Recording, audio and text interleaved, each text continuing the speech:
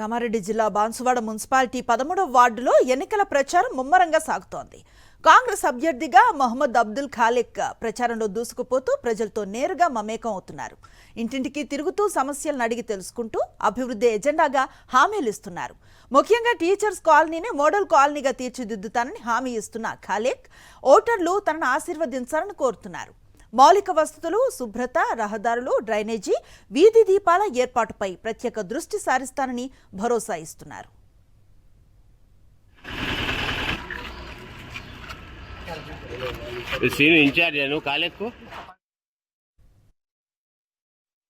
Congress party ప్రజల సంక్షేమం కోసం, బడుగు బలహీన వర్గాల కోసం ఎన్నో సంక్షేమ పథకాలు తీసుకొని వస్తుంది.